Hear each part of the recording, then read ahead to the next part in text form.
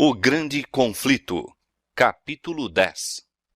A Europa desperta. O desaparecimento misterioso de Lutero excitara consternação em toda a Alemanha. Ouviam-se por toda parte indagações a respeito dele. Circulavam os mais disparatados rumores, e muitos criam que ele tivesse sido assassinado. Houve grande lamentação, não somente por seus amigos declarados, mas por milhares que não haviam abertamente assumido atitude pela reforma. Muitos se comprometiam sob juramento solene a vingar-lhe a morte. Os chefes romanistas viram com terror até que ponto haviam atingido os sentimentos contra eles. Conquanto a princípio jubilosos com a suposta morte de Lutero, logo desejaram ocultar-se à ira do povo. Seus inimigos não haviam sido tão perturbados com seus arrojadíssimos atos enquanto se achava entre eles, como o foram com o seu afastamento. Aqueles que em sua cólera haviam procurado destruir o ousado reformador, estavam cheios de temor agora que ele se tornara um cativo inerme. O único meio que resta de nos salvarmos, disse um, consiste em acendermos tochas e sairmos à procura de Lutero pelo mundo inteiro, a fim de reintegrá-lo à nação que por ele está chamando. O edito do imperador parecia tornar-se impotente. Os legados papais estavam cheios de indignação ao ver que o edito se impunha muito menos à atenção do que a sorte de Lutero. As notícias de que ele estava em segurança, embora prisioneiro, acalmavam os temores do povo, ao passo que ainda mais suscitavam o entusiasmo a seu favor. Seus escritos eram lidos com maior avidez do que nunca dantes. Um número crescente de pessoas aderia à causa do heróico homem que, em tão terrível contenda, defendera a palavra de Deus. A reforma estava constantemente ganhando forças. Germinara por toda a parte a semente que Lutero lançara. Sua ausência cumpriu uma obra que sua presença não teria conseguido realizar.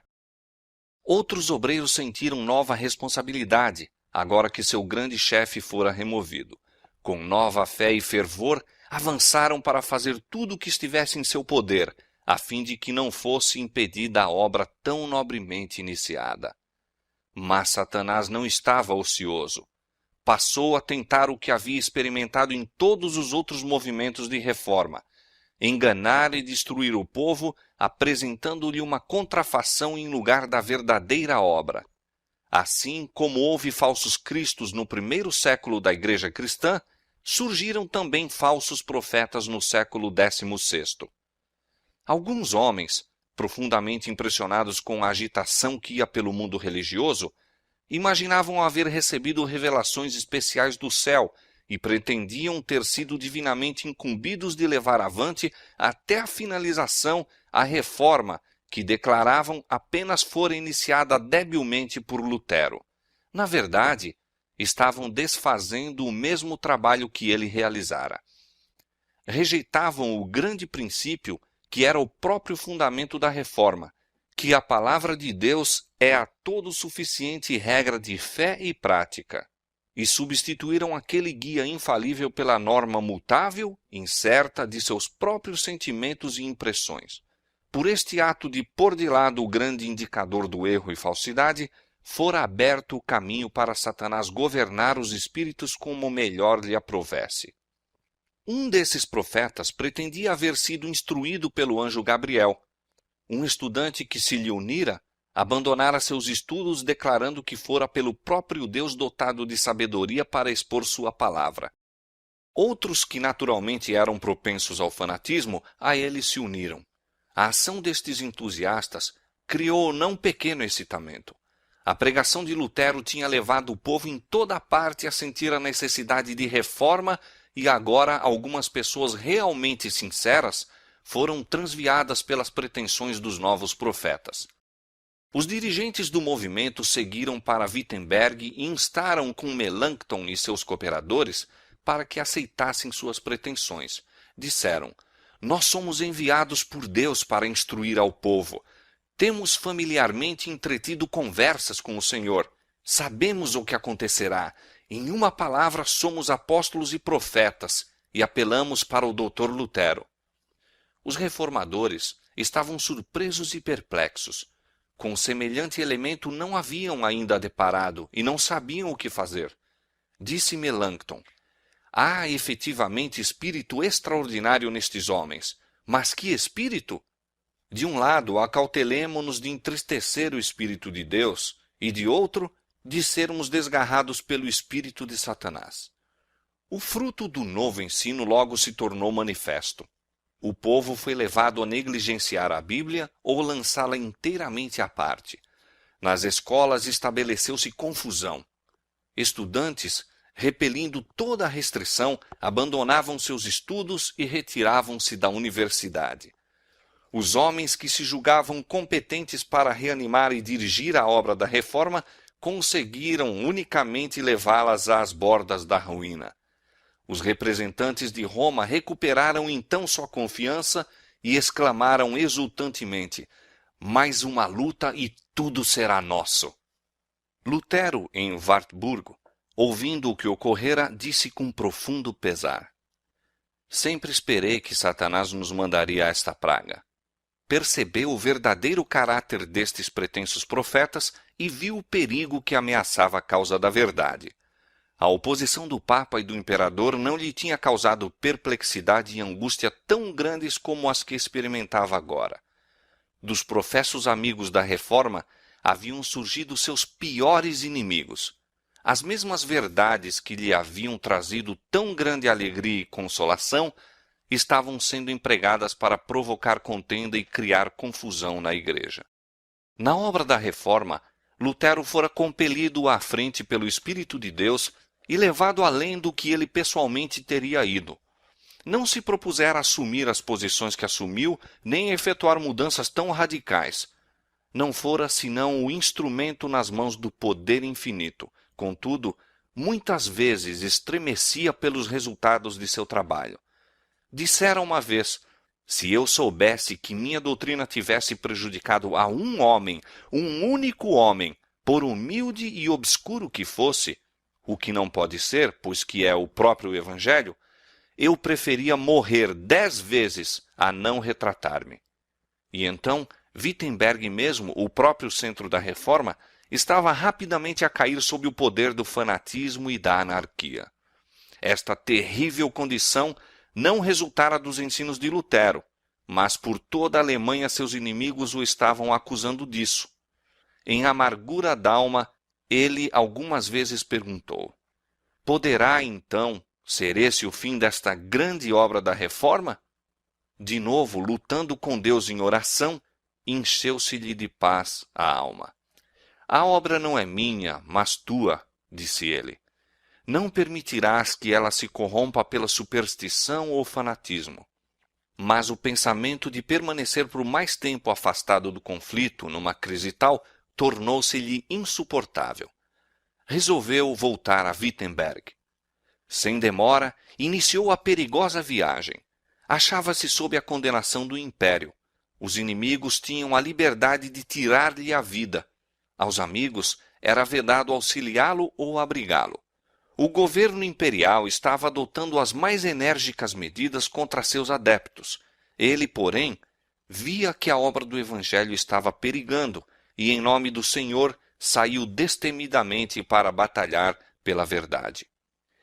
Em carta ao eleitor, depois de declarar seu propósito de deixar Wartburgo, Lutero disse: seja Vossa Alteza cientificado de que vou a Wittenberg sob uma proteção muito mais elevada do que a de príncipes e eleitores.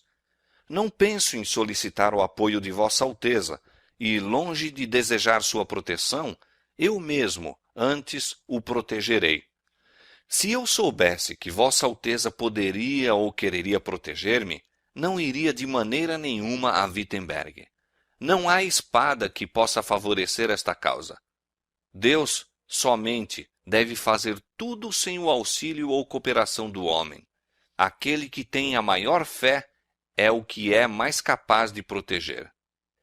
Em segunda carta, escrita em caminho para Wittenberg, Lutero acrescentou: estou pronto para incorrer no desagrado de Vossa Alteza e na ira do mundo inteiro. Não são os habitantes de Wittenberg minhas ovelhas? Não as confiou Deus a mim? E não deveria eu, sendo necessário expor-me-á à morte por sua causa? Demais, temo ver um terrível levante na Alemanha, pelo qual Deus punirá nossa nação. Com grande cautela e humildade, se bem que com decisão e firmeza, entrou em seu trabalho. Pela palavra, disse ele, devemos vencer e destruir o que foi estabelecido pela violência. Não farei uso da força contra os supersticiosos e incrédulos. Ninguém deve ser constrangido. A liberdade é a própria essência da fé. Logo rumorejou em toda Wittenberg que Lutero voltara e que deveria pregar. O povo congregou-se de todas as direções e a igreja transbordou. Subindo ao púlpito com grande sabedoria e mansidão, instruiu, exortou e reprovou. Abordando o procedimento de alguns que haviam recorrido a medidas violentas para abolir a missa, disse: a missa é coisa má. Deus se opõe a ela. Deve ser abolida. E eu gostaria que no mundo inteiro fosse substituída pela ceia do Evangelho, mas que ninguém seja dela arrancado pela força. Devemos deixar o caso nas mãos de Deus. Sua palavra deve agir e não nós. E por que assim? Perguntareis. Porque eu não retenho o coração dos homens em minhas mãos, como o oleiro retém o barro. Temos o direito de falar, não temos o direito de agir. Preguemos, o resto pertence a Deus. Devesse eu empregar a força, e que ganharia? Momice, formalidade, arremedos, ordenanças humanas e hipocrisia. Mas não haveria sinceridade de coração, nem fé, nem caridade. Onde faltam estas três, falta tudo, e eu nada daria por semelhante resultado. Deus faz mais por sua palavra só, do que vós e eu e o mundo inteiro por nossa força unida. Deus se apodera do coração, e tomando o coração, tudo está ganho. Pregarei, discutirei, escreverei, mas não constrangerei a ninguém, pois a fé é ato voluntário. Vede o que fiz.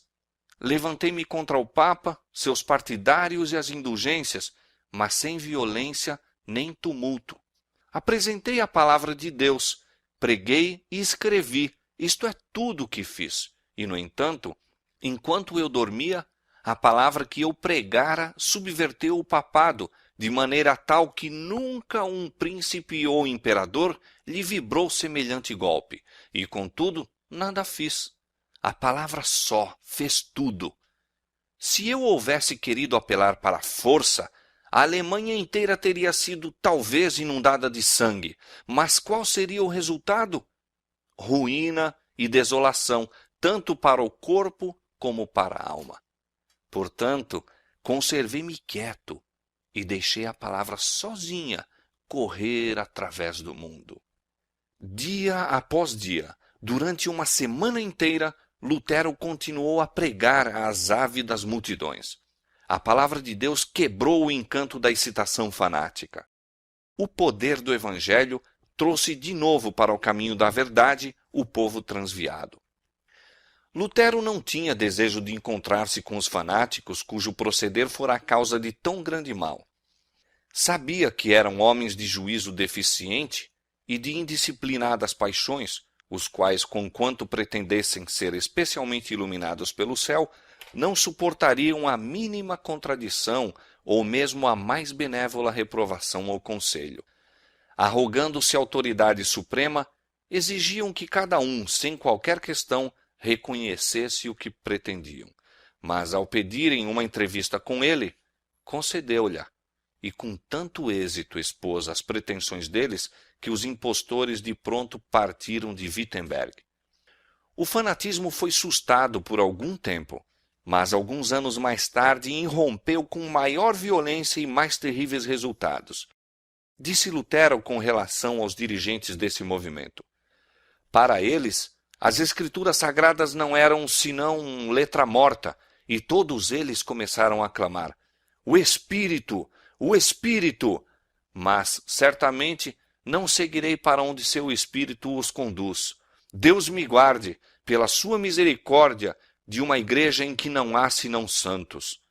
Desejo associar-me aos humildes, fracos, doentes, que conhecem e sentem seus pecados e que do fundo do coração gemem e clamam continuamente a Deus para obter dele consolação e apoio.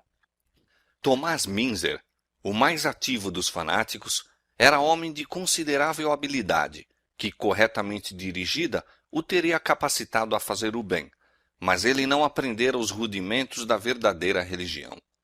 Possuía-o o desejo de reformar o mundo e esquecia-se, como fazem todos os entusiastas, de que a reforma deveria começar consigo mesmo. Ambicionava obter posição e influência, e não estava disposto a ficar em segundo lugar, mesmo em relação a Lutero. Declarava que os reformadores, substituindo pela autoridade das Escrituras a do Papa, estavam apenas estabelecendo uma forma diversa de papado. Ele próprio pretendia haver sido divinamente incumbido de introduzir a verdadeira reforma. Aquele que possui este espírito, disse Münzer, possui a verdadeira fé, ainda que em sua vida nunca visse as Escrituras. Os ensinadores fanáticos entregaram-se à direção das impressões, considerando todo o pensamento e impulso como sendo a voz de Deus. Consequentemente, iam a grandes extremos.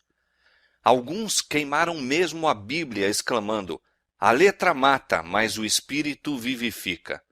O ensino de Münzer apelava para o desejo humano do maravilhoso, enquanto satisfazia seu orgulho, colocando virtualmente as ideias e opiniões dos homens acima da palavra de Deus.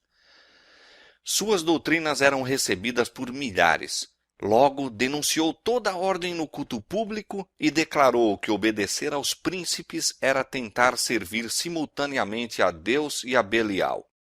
O espírito do povo, começando já a arremessar o jugo do papado, estava se também tornando impaciente sob as restrições da autoridade civil. Os ensinos revolucionários de Münzer, pretendendo sanção divina, levaram-nos a romper com todo o domínio e dar rédeas a seus preconceitos e paixões. Seguiram-se as mais terríveis cenas de sedição e contenda, e os campos da Alemanha embeberam-se de sangue.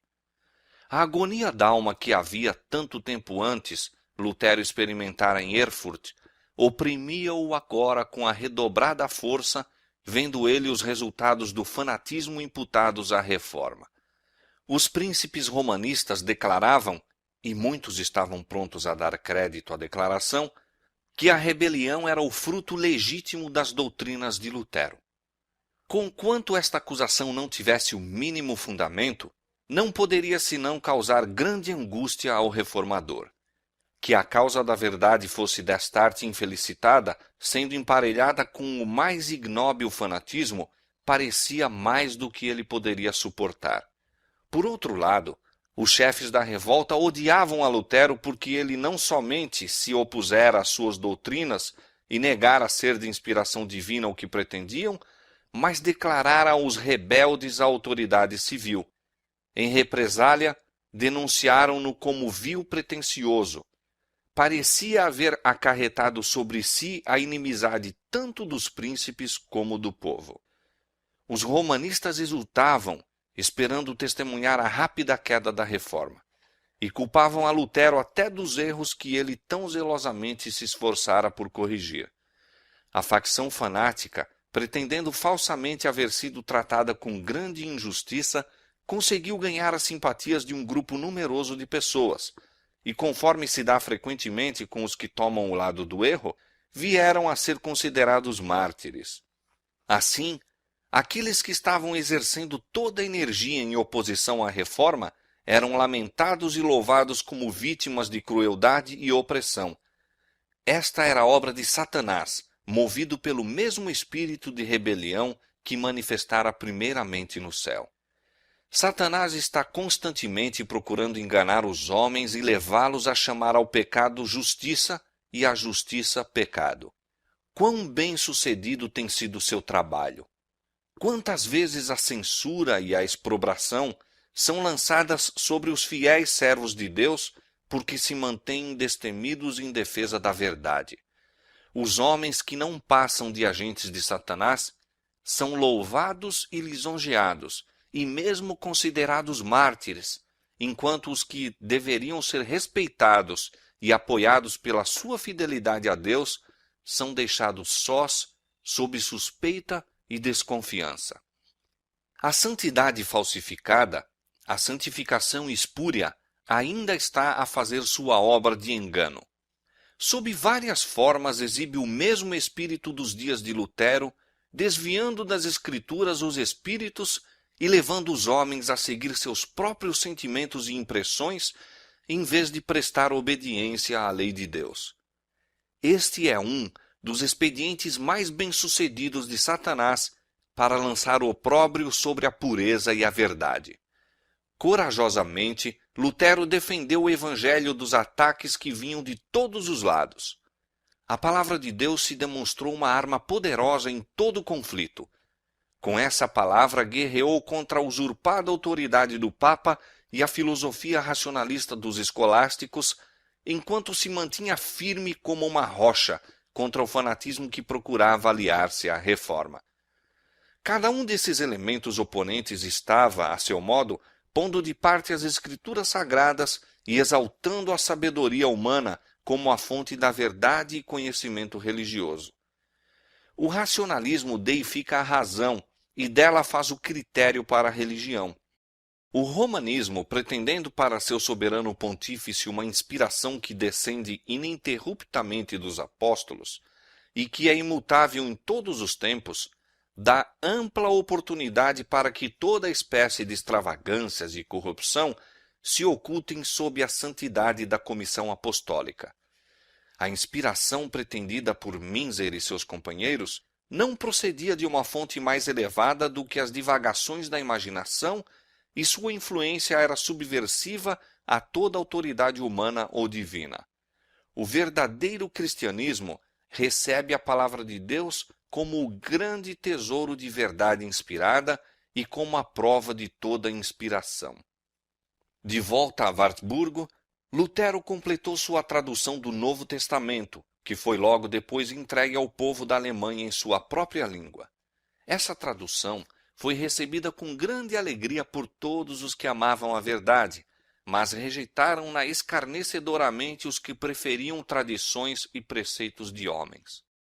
Os padres estavam alarmados com a ideia de que o povo comum agora seria capaz de discutir com eles sobre os preceitos da palavra de Deus e de que sua própria ignorância seria assim exposta. As armas de seu raciocínio carnal eram impotentes contra a espada do Espírito. Roma convocou toda a sua autoridade para impedir a disseminação das Escrituras, mas baldados foram decretos, anátemas e torturas. Quanto mais ela condenava e proibia a Bíblia, maior era a ansiedade do povo por saber o que a mesma realmente ensinava. Todos os que sabiam ler estavam ávidos por estudar por si mesmos a palavra de Deus.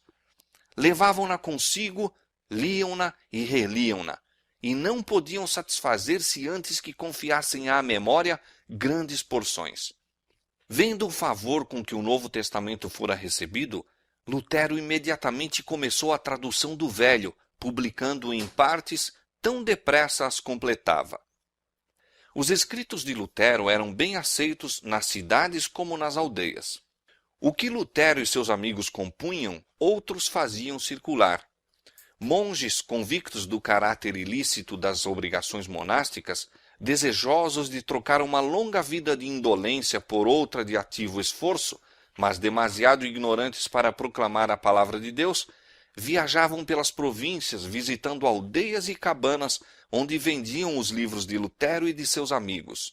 Logo enxameavam pela Alemanha aqueles ousados colportores. Ricos e pobres, doutos e ignorantes estudavam com profundo interesse esses escritos. À noite, os professores das escolas da aldeia liam-nos em voz alta e pequenos grupos reunidos junto à lareira. Com cada esforço, algumas almas eram convencidas da verdade e, recebendo a palavra com alegria, por seu turno contavam as boas novas a outros. Confirmou-se o que disse o cantor inspirado. A exposição das tuas palavras dá luz, dá entendimento aos simples. Salmo 119, verso 130. O estudo das Escrituras estava operando poderosa mudança no espírito e coração do povo. O governo papal colocara sob os seus súditos um jugo de ferro que os retinha em ignorância e degradação. Uma supersticiosa observância de formas fora escrupulosamente mantida, mas em todo o seu serviço o coração e o intelecto haviam tido pequena parte. A pregação de Lutero, expondo as plenas verdades da palavra de Deus e depois a própria palavra, posta nas mãos do povo comum, despertaram-lhes as capacidades adormecidas, não somente purificando e enobrecendo a natureza espiritual, mas comunicando nova força e vigor ao intelecto. Podiam-se ver pessoas de todas as classes com a Bíblia nas mãos, defendendo as doutrinas da Reforma. Os romanistas que haviam deixado o estudo das Escrituras aos padres e monges, chamavam por eles agora para se apresentarem e refutarem os novos ensinos. Mas, ignorantes tanto a respeito das Escrituras como do poder de Deus, padres e frades eram totalmente derrotados pelos que haviam denunciado como indoutos e hereges. Infelizmente, disse um escritor católico, Lutero persuadiu seus seguidores a não depositar fé em qualquer outro oráculo além das Escrituras. Multidões se reuniam para ouvir a verdade advogada por homens de pouca instrução, e mesmo por eles discutida com ilustrados e eloquentes teólogos. Patenteava-se a vergonhosa ignorância desses grandes homens, ao serem seus argumentos defrontados pelos singelos ensinos da palavra de Deus. Operários, soldados, mulheres e mesmo crianças estavam mais familiarizados com os ensinos da Bíblia do que o estavam os padres e ilustres doutores. O contraste entre os discípulos do Evangelho e os mantenedores da superstição romanista manifestava-se não menos nas classes eruditas do que entre o povo comum. Opondo-se aos velhos defensores da hierarquia, que tinham negligenciado o estudo de línguas e o cultivo da literatura, havia jovens de espírito lúcido, dedicados ao estudo, que investigavam as Escrituras e se familiarizavam com as obras-primas da antiguidade. Dotados de espírito altivo, alma elevada e intrépido coração, os moços logo adquiriram tal saber que durante longo período de tempo ninguém podia com eles competir. Quando, pois, em qualquer assembleia, esses jovens defensores da reforma enfrentavam os doutores do romanismo, atacavam-nos com tal facilidade e confiança que esses homens ignorantes hesitavam, ficando embaraçados e caíam em merecido desprezo aos olhos de todos. Vendo o clero romano suas congregações diminuírem, invocaram o auxílio dos magistrados e, por todos os meios ao seu alcance, esforçaram-se por fazer seus ouvintes voltarem. Mas o povo encontrara nos novos ensinos aquilo que lhe supria as necessidades da alma e afastou-se daqueles que por tanto tempo o tinham alimentado com as inúteis bolotas de ritos supersticiosos e tradições humanas. Quando se acendeu a perseguição contra os ensinadores da verdade, deram atenção às palavras de Cristo. Quando, pois, vos perseguirem nesta cidade, fugi para outra. Mateus 10, verso 23. A luz penetrou em toda a parte. Os fugitivos encontraram algures uma porta hospitaleira que se lhes abria e ali morando pregavam a Cristo, algumas vezes na igreja, ou, sendo-lhes negado esse privilégio, nas casas particulares ou ao ar livre. Qualquer lugar em que pudessem obter auditório era-lhes um templo consagrado. A verdade, proclamada com tal energia e segurança, propagava-se com poder irresistível. Debalde se invocavam tanto autoridades eclesiásticas como civis a fim de aniquilar a heresia. Em vão recorriam à prisão, tortura, fogo e espada. Milhares de crentes selaram a fé com seu sangue e, não obstante, a obra prosseguia. a perseguição servia apenas para propagar a verdade, e o fanatismo que Satanás se esforçou por confundir com esta teve como resultado tornar mais claro o contraste entre a obra de Satanás e a de Deus.